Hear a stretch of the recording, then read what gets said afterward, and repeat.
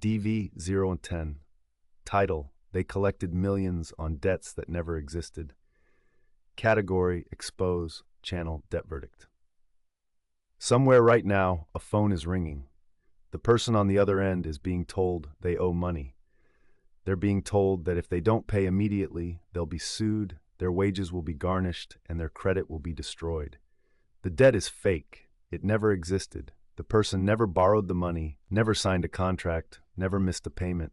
But they don't know that, and the caller is counting on it.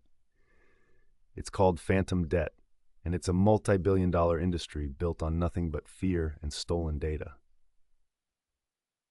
The legitimate debt-buying industry works like this.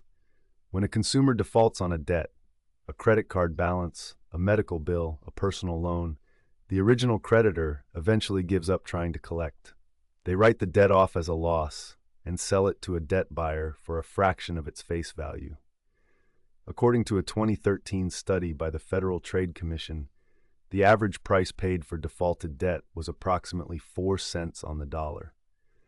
A $10,000 credit card balance might sell for $400. The debt buyer then attempts to collect the full amount from the consumer. If they collect even a fraction, they profit enormously on their investment. The industry is enormous. The FTC's study found that 9 of the largest debt buyers had purchased approximately $143 billion in face value debt over a 3-year period. This system, while aggressive, is legal. The debts are real. The consumers did borrow the money. The buyers have a legal right to collect. But here's where it gets dark. Phantom debt is something else entirely. Phantom debt is fabricated. It is debt that was never owed by the person being contacted. It might be attached to a name pulled from a data breach, a payday loan application that was never completed, or an entirely fictional account created from stolen personal information. In some cases, the debt is based on a real loan that was already paid in full, settled, or discharged in bankruptcy, and therefore is no longer legally collectible. The people selling phantom debt know it's fake.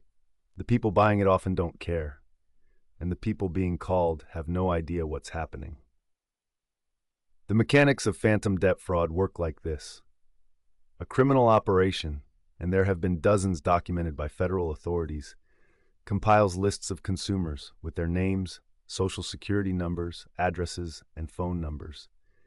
These lists are assembled from data breaches, from leaked payday loan applications, from compromised databases, or simply from the dark web, where personal information is traded like a commodity. Then they create fake debt portfolios. They attach a dollar amount to each name. They create spreadsheets that look like legitimate debt portfolios. Columns for debtor name, original creditor, account number, outstanding balance, date of default. The data looks real. It's structured like real debt, but none of it corresponds to an actual obligation. These fake portfolios are then sold to debt collectors, sometimes knowingly, sometimes to buyers who don't perform adequate due diligence. The portfolios are sold for fractions of a penny on the dollar because the volume is enormous.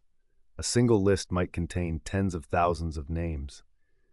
Once a collector has the list, the calls begin. The collectors use high-pressure tactics designed to extract payment before the consumer has time to think. They call early in the morning and late at night. They threaten lawsuits. They threaten wage garnishment. They threaten arrest, which, as we've discussed, is illegal and impossible for consumer debt. They tell consumers that if they don't pay immediately, their employer will be contacted, their family will be notified, their credit will be destroyed permanently. And here's the most insidious part. Many of them demand payment through untraceable methods. Prepaid debit cards, wire transfers, gift cards.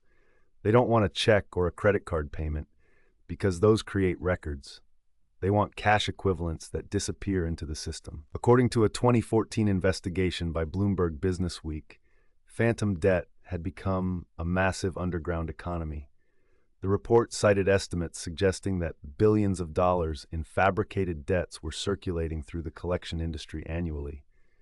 An investigation by journalist Jake Halpern, published in the New York Times Magazine, traced phantom debt networks across multiple states and found that the same fake debts were being sold and resold repeatedly, sometimes 3 or 4 times, with each buyer making calls and collecting payments on obligations that never existed. Federal authorities have pursued numerous phantom debt operations. In 2015, the FTC shut down a massive operation based in Buffalo, New York, run by individuals who had purchased phantom debt portfolios and used threats and deception to collect. The operation had contacted hundreds of thousands of consumers and collected millions of dollars. The FTC obtained a permanent injunction and monetary judgments against the operators. In 2016, the Department of Justice charged Kenan Vercel Wesley and Joel Claiborne Tucker with running a phantom debt scheme that fabricated payday loan debts and then collected on them using call centers. According to the DOJ, the operation collected over $4.2 million from more than 6,000 consumers who never owed the money. Wesley was sentenced to 63 months in federal prison. Tucker received 90 months. In 2018, the FTC took action against a network of companies operating under names like Stark Recovery and Stark Law, neither of which were actual law firms, that used fake legal threats to collect phantom debts. The operations impersonated attorneys and process servers, threatened consumers with imminent lawsuits, and told consumers they would be arrested for failing to pay debts that didn't exist. The CFPB has also been active. In 2017, the Bureau sued a major debt collector for attempting to collect on debts without verifying whether the debts were legitimate. The case highlighted a systemic problem. Many debt buyers perform little to no verification before they begin calling consumers. They buy a spreadsheet and start dialing. According to the FTC, consumers filed over 80,000 complaints about debt collection in a single recent year, more than any other category. Many of those complaints involve debts the consumers do not recognize, suggesting that phantom debt continues to circulate in significant volumes. The legal framework to combat phantom debt exists, but enforcement is a game of whack-a-mole.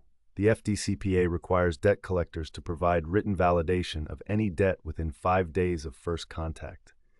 Under the 2021 Regulation F update from the CFPB, collectors must include specific information in their validation notices, including the name of the original creditor, the amount owed, and information about how the consumer can dispute the debt. If you dispute a debt in writing within 30 days of receiving the validation notice,